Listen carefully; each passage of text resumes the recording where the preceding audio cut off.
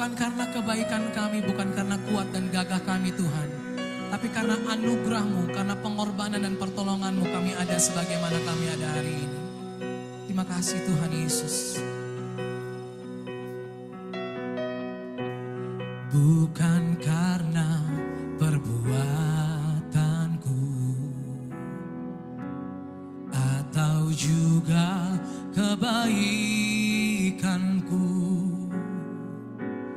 tapi karena pengorbanan-Mu aku diselamatkan. Bukan dengan kekuatanku atau juga kehebatanku,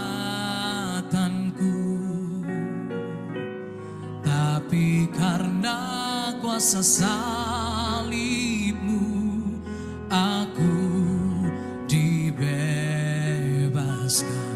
Ku terkagum padamu, Rajaku, menebusku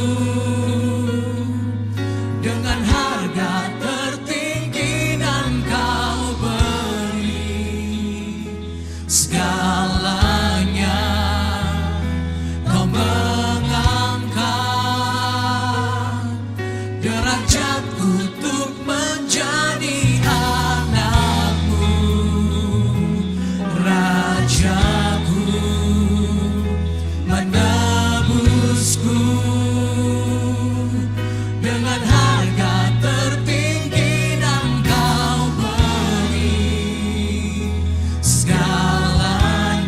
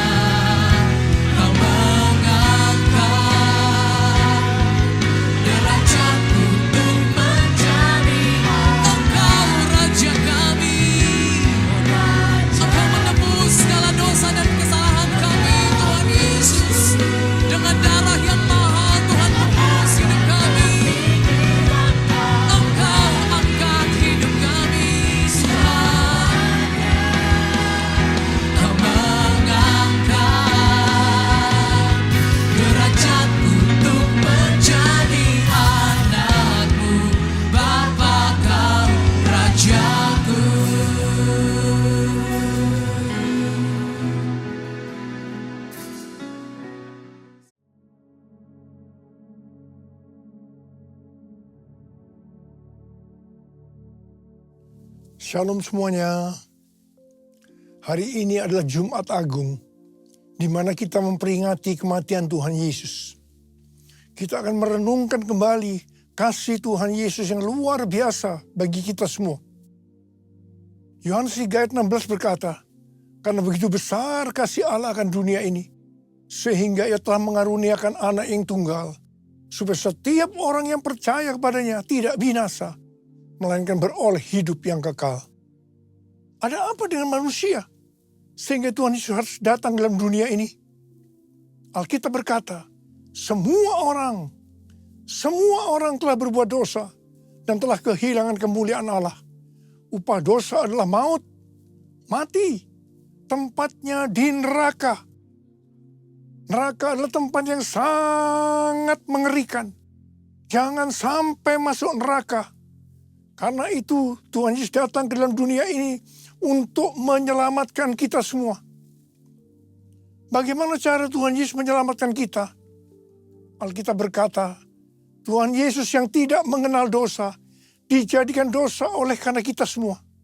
Supaya di dalam Dia, yaitu kita yang percaya kepada Tuhan Yesus, dibenarkan oleh Allah. Apa arti dari ayat ini? Tadi dikatakan semua orang telah berbuat dosa dan telah kehilangan kemuliaan Allah. Upah dosa adalah maut, mati. Jadi Tuhan Yesus harus mati menggantikan saudara dan saya. Salibnya, salibnya, selamanya mulia. Dosaku disucikan oleh darah Yesus. Kalau kita melihat cara mati Tuhan Yesus, saya katakan sangat-sangat tidak manusiawi. Alkitab menuliskan ada 10 tahap penderitaan Tuhan Yesus. Dari Taman Getsemani sampai Golgota. Sangat mengerikan. Tahap yang pertama, ketika berada di Taman Getsemani, Tuhan Yesus berdoa kepada Bapa dalam keadaan ketakutan. Sampai peluhnya seperti tetes-tetes darah yang jatuh ke tanah. Pada saat itu seorang malaikat turun untuk menguatkan Tuhan Yesus.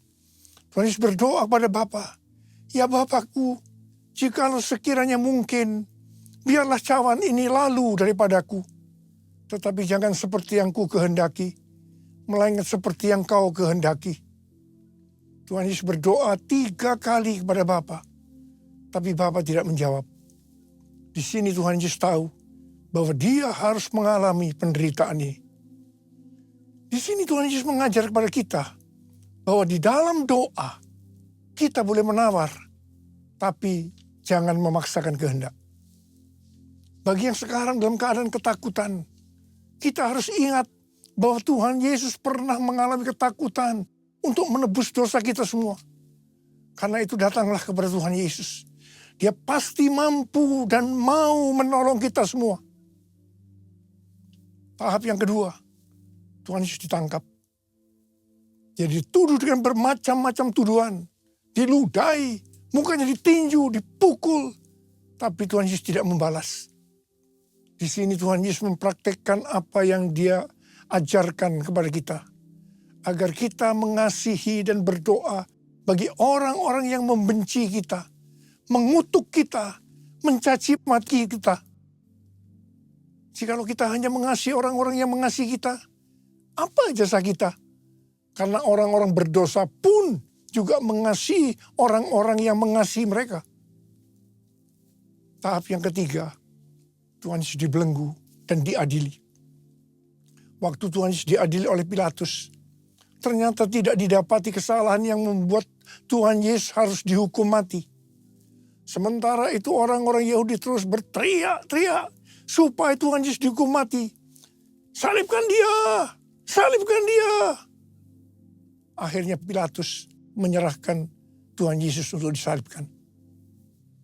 Tahap yang keempat, Tuhan Yesus dicambuk. proses awal dari penyalipan, jubah Tuhan Yesus dibuka dan dihukum cambuk. Dua algojo bergantian menghunjamkan cambuk ke punggung Tuhan Yesus. Ujung cambuk itu terbuat dari potongan tulang dan potongan besi. Tiap kali cambuk itu dihunjamkan ke punggung Tuhan Yesus, itu menimbulkan luka yang dalam. Tuhan Yesus berteriak-teriak kesakitan. Darah Tuhan Yesus bercucuran. Tuhan Yesus bermandikan darah. Tahap yang kelima, kepala Tuhan Yesus diberi mahkota duri. Duri ditancapkan di kepala Tuhan Yesus dengan cara dipukul. Sakitnya luar biasa. Darah bercucuran. Tahap yang keenam, Tuhan Yesus memikul salib. Dalam kesakitan, berlumuran darah, ditambah semalaman Tuhan Yesus tidak tidur. Tuhan Yesus harus memikul salibnya. Tuhan Yesus jatuh, bangun, karena dia tidak kuat. Maka Simon dari Kirene disuruh menggantikannya. Tahap yang ketujuh, tangan dan kaki Tuhan Yesus dipaku. Sakitnya luar biasa. Darah bercucuran. Tahap yang kedelapan, Tuhan Yesus digantung di atas kayu salib. Pada saat itu Tuhan Yesus menderita secara lahir maupun batin. Secara lahir dia merasakan sakit yang luar biasa di sekujur tubuhnya. Dan juga merasa sesak karena ada cairan yang menekan jantungnya. Secara batin Tuhan Yesus menderita karena Tuhan Yesus melihat semua orang yang lalu lalang menghujat dia. Ahli-ahli Taurat, tua-tua, imam-imam menghujat dia. Bahkan salah satu penjahat di sebelahnya juga ikut menghujat. Tahap yang kesembilan, Tuhan Yesus merasa ditinggalkan oleh Bapa. Sekitar jam 12 siang sampai jam 3 petang, tiba-tiba langit di sekitar Golgota menjadi gelap. Tuhan Yesus gelisah. Dan dia berteriak, Eli, Eli, lama sabachthani, Allahku, Allahku, mengapa engkau meninggalkan aku? Tuhan Yesus merasa ditinggalkan oleh Bapa. Orang yang berdosa pada hakikatnya dipisahkan dari Bapa. Jadi untuk menebus orang yang berdosa, maka Tuhan Yesus harus merasakan ditinggalkan oleh Bapa. Dipisahkan dari Bapa. Saya percaya ini adalah puncak penderitaan Tuhan Yesus. Penderitaan lainnya tidak ada artinya dibandingkan merasa ditinggalkan oleh Bapa. Bagi saya, kalau saya tidak bisa merasakan hadirat Tuhan, itu adalah hal yang paling berat dalam hidup saya. Karena itu saya selalu setiap hari menjaga langkah-langkah dalam hidup agar saya terus mengalami hadirat Tuhan. Kalau ada dosa, harus cepat diselesaikan supaya terus merasakan hadirat Tuhan. Saya berharap kita semua juga melakukan hal yang sama seperti itu.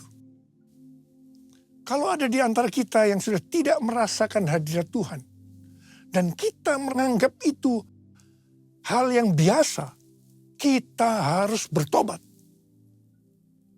Tidak ada yang lebih berbahagia daripada kalau kita berada dalam hadirat Tuhan. Bapak kita berkata, di hadapanmu ada sukacita berlimpah-limpah. Artinya di dalam hadirat Tuhan ada sukacita dan kebahagiaan yang berlimpah-limpah. Tahap yang ke-10. Tuhan Yesus berkata, sudah selesai. It is finished. Ya Bapa, ke dalam tanganmu kuserahkan nyawaku. Lalu Tuhan Yesus mati. Pertanyaannya, mengapa Tuhan Yesus harus mati dengan cara demikian? Mengapa tidak dengan cara yang mudah? Dipenggal kepalanya, selesai. Mengapa Tuhan Yesus harus mati dengan bermandikan darah? Alkitab katakan, tanpa penumpahan darah, tidak ada pengampunan dosa. Untuk mengampuni dosa saudara, dosa saya. Tuhan Yesus harus mati dengan cara demikian. Selain itu, apalagi yang Alkitab katakan dengan cara mati Tuhan Yesus yang seperti itu. Yang pertama, penyakit kitalah yang ditanggungnya. Yang kedua, penderitaan kita yang dipikulnya. Dan oleh bilur-bilurnya kita disembuhkan. Tak terukur kasih-Mu Yesus, Kau telah mati gantikan diriku. Kau curahkan darah-Mu untuk tebus dosaku. Layaklah Kau Tuhan dipuji dan disembah dengan segenap hatiku. Layaklah Kau Tuhan dipuji dan disembah dengan segenap jiwa ragaku. Dengan segenap jiwa ragaku. Tuhan Yesus mati karena dosa-dosa kita. Dia dikuburkan, tapi pada hari yang ketiga Dia dibangkitkan. Haleluya! Tuhan Yesus tidak selamanya mati, tapi pada hari yang ketiga Tuhan Yesus dibangkitkan. Apa yang Alkitab katakan kalau sampai Tuhan Yesus tidak bangkit? Yang pertama, sia-sialah pemberitaan firman Tuhan. Saya di sini memberitakan firman Tuhan, tidak ada artinya, sia-sia. Tetapi puji Tuhan, Tuhan Yesus hidup. Tuhan Yesus bangkit. Pemberitaan firman Tuhan menjadi tidak sia-sia. Hal yang kedua, kalau sampai Tuhan Yesus tidak bangkit, sia-sialah kepercayaan kita. Dan kita akan tetap mati di dalam dosa-dosa kita. Demikian juga dengan orang-orang yang mati di dalam Tuhan. Mereka akan tetap binasa. Tetapi puji Tuhan, Tuhan Yesus bangkit. Kita tidak akan mati di dalam dosa-dosa kita. Tetapi kita akan bersama-sama dengan Tuhan Yesus selama-lamanya. Haleluya! Hal yang ketiga, kalau sampai Tuhan Yesus tidak bangkit, kita adalah orang-orang yang paling malang dari segala manusia. Tetapi puji Tuhan, Tuhan Yesus bangkit. Kita bukan orang-orang yang paling malang, tetapi justru orang yang paling beruntung dari segala manusia. Ada berapa banyak orang-orang yang paling beruntung dari segala manusia? Boleh angkat tangan kita. Sebab Dia hidup, ada hari esok. Sebab Dia hidup, ku tak gentar.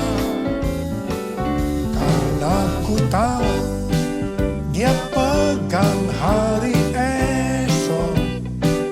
Hidup jadi berarti sebab Dia hidup. Hidup jadi berarti sebab Dia hidup. Hidup jadi berarti sebab Yesus hidup. Karena Tuhan Yesus hidup, maka ada hari esok. Karena Tuhan Yesus yang pegang hari esok saudara dan saya, Dia hidup. Dia berkata kepada kita semua, jangan kamu khawatir. Jangan kamu khawatir apa yang akan kamu makan, apa yang akan kamu minum, apa yang akan kamu pakai. Semua itu dicari oleh bangsa-bangsa yang tidak mengenal Allah. Tetapi Bapamu di sorga tahu, kamu memerlukan semuanya itu. Karena itu, carilah dulu kerajaan Allah dan kebenarannya. Maka semuanya, apa yang saya butuhkan? Apa yang saya butuhkan akan ditambahkan kepadamu. Yang percaya katakan, amin.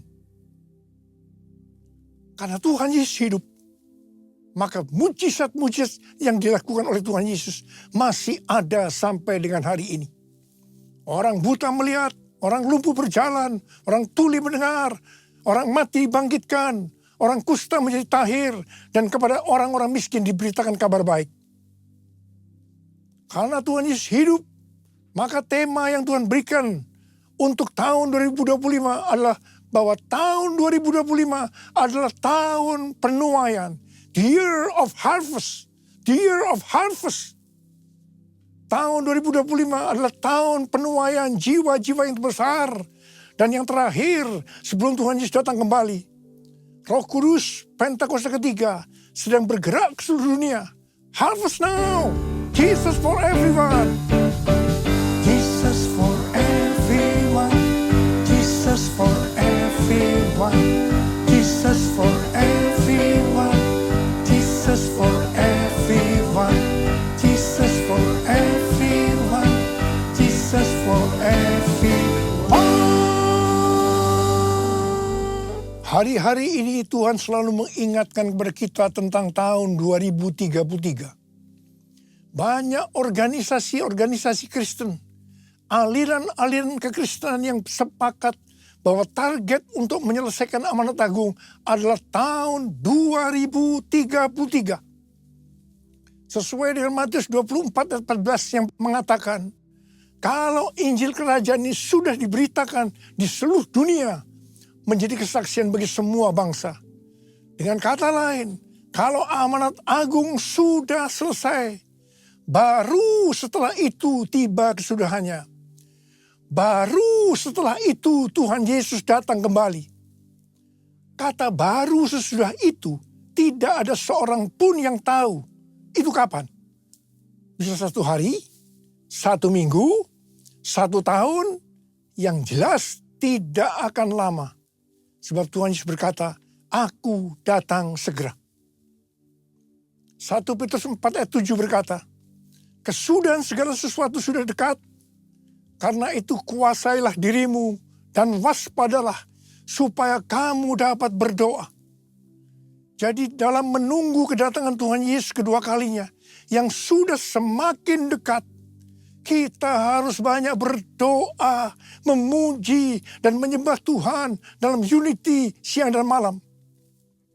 Untuk itu kita harus menguasai diri kita dan selalu waspada. Artinya berjaga-jaga. Syarat utama untuk menyelesaikan amanat agung adalah kolaborasi antar gereja-gereja Tuhan. Untuk itu gereja Tuhan harus unity. Jangan saling menyakiti satu sama lain. Perlu ada kerendahan hati. Jangan memikirkan kepentingannya sendiri saja. Tetapi kepentingan orang lain juga harus diperhatikan. Semangat untuk mencari jiwa atau penginjilan dari anak-anak muda hari-hari ini harus diarahkan yang benar. Bukan diarahkan menginjil di gerejanya orang lain dengan cara yang tidak beretika.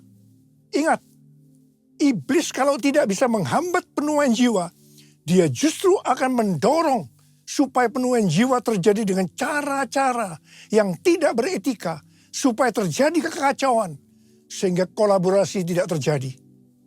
Akibatnya akan menghambat penyelesaian amanat agung. Motivasi dalam penuaian jiwa harus jelas bahwa itu untuk menyelesaikan amanat agung. Sebab Tuhan Yesus akan datang segera. Motivasinya bukan supaya gereja saya kelihatan hebat, paling benar, terkenal. Saya terkesan dengan kesaksian Pendeta Ruben Adi, Ketua Umum GBI. Dia diberi nasihat oleh ayahnya, Pendeta Julius Ishak. Jangan berusaha jadi pendeta yang terkenal, tapi jadilah pendeta yang masuk surga. Amin. Di menara doa pelayanan Jumat kita, banyak dari sinode-sinode lain yang datang. Saya selalu mengatakan bahwa saya tidak akan mengGBI-kan Anda. Anda tetap di sinode masing-masing. Dan mari kita berkolaborasi untuk menyelesaikan amanat agung. Satukan kami ya Tuhan, bersama dengan tali yang tak putus. Satukan kami ya Tuhan, bersama dengan kasih sempurna.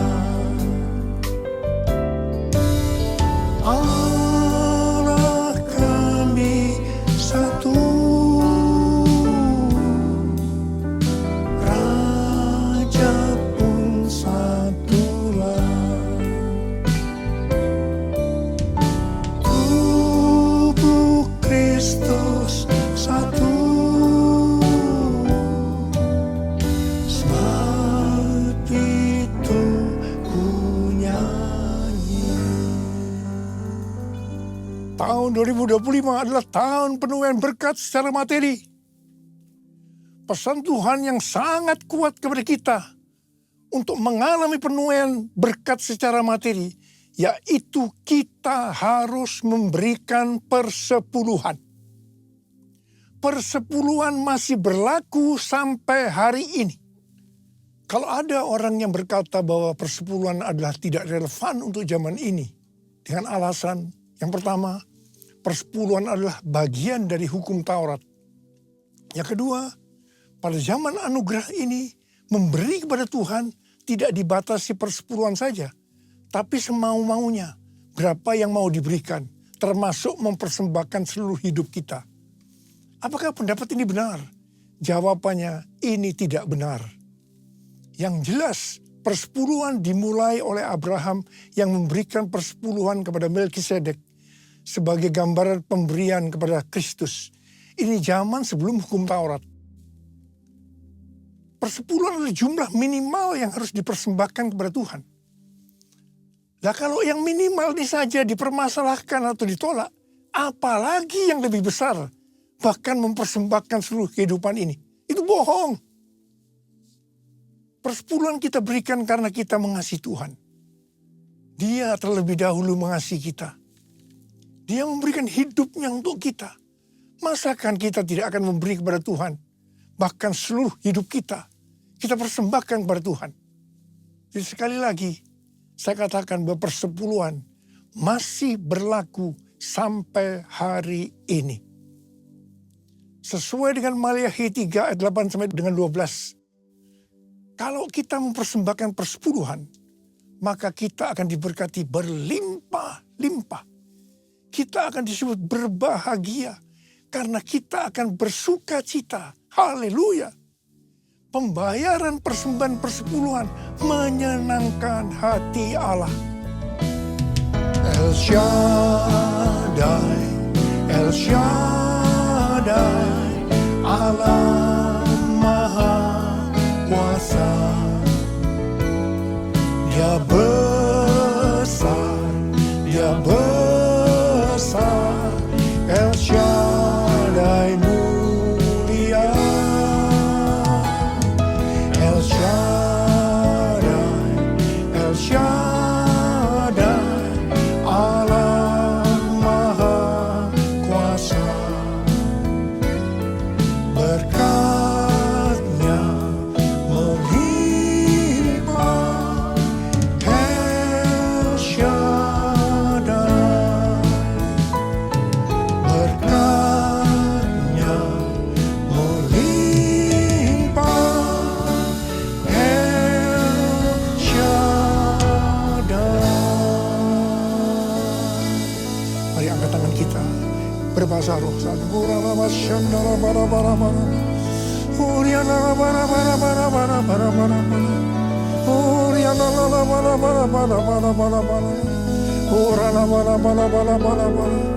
Tuhan, memasuki tahun 2025, tahun yang sulit ini Tuhan.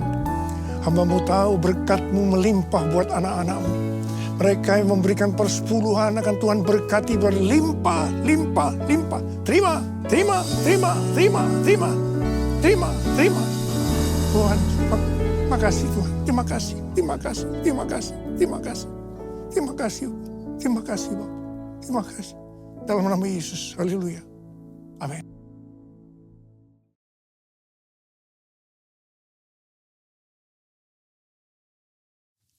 Kita akan masuk dalam perjamuan kudus.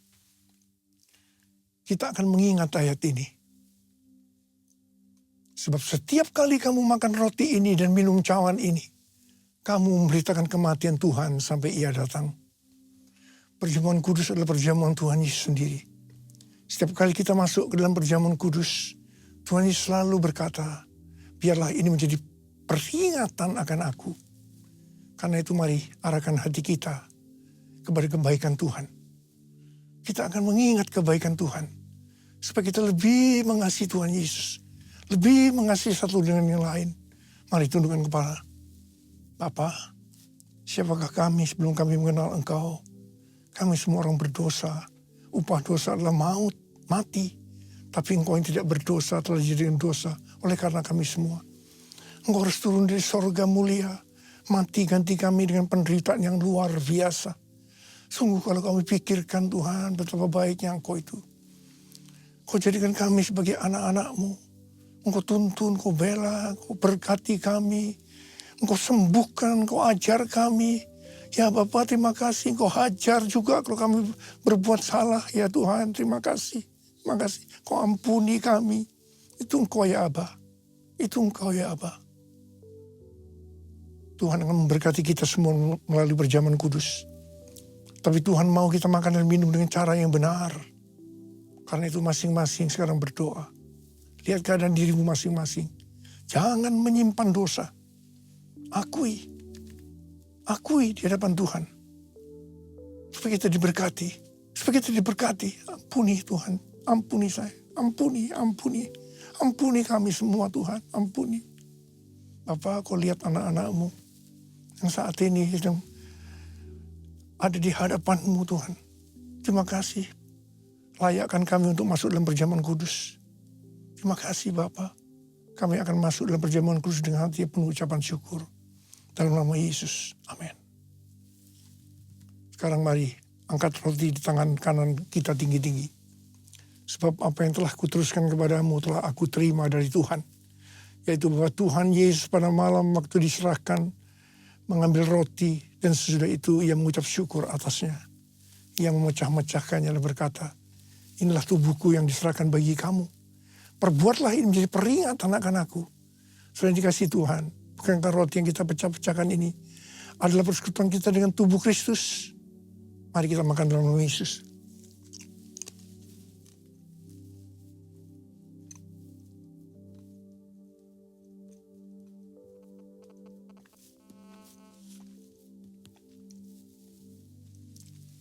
Angkat cawan di tangan kanan kita tinggi-tinggi.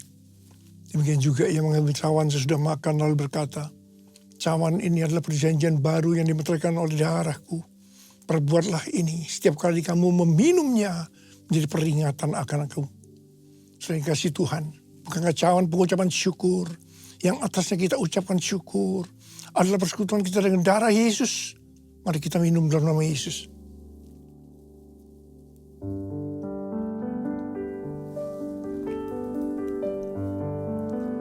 Ucapkan syukur dan terima kasih dengan suara. Jangan diam. Tuhan terima kasih ya Tuhan. Tuhan terima kasih Tuhan. Tuhan terima kasih. Terima kasih ya Tuhan. Terima kasih. Bapa berdoa buat anak-anak-Mu semua. Tuhan, Engkau jamah kami. Terima kasih Engkau mengurapi kami. Terima jamahan Tuhan hari ini. Terima. Terima pengurapan Tuhan. Terima. Oh, terima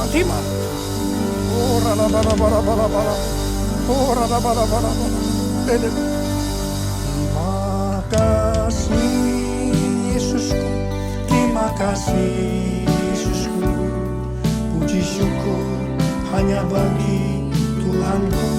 Terima kasih Yesusku. Terima kasih Yesusku. Puji syukur hanya bagi Tuhanku. Terima kasih Yesusku. Terima kasih Yesusku. Puji syukur hanya bagi Tuhanku. Terima kasih Yesusku. Terima kasih Yesusku. Puji syukur hanya bagi Tuhanku. Puji syukur hanya bagi Tuhanku.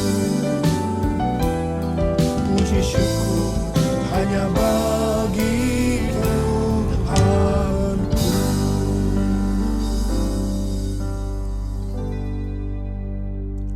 Sekarang terimalah berkat Tuhan. Kasih karunia berlimpah-limpah daripada Allah Bapa dalam Anak yang tunggal Yesus Kristus. Persekutuan yang manis dengan Roh Kudus menyertai kita semua mulai hari ini sampai Tuhan datang menjemput kita di awan-awan dan bahkan sampai selama-lamanya. Yang percaya bersama-sama katakan amin.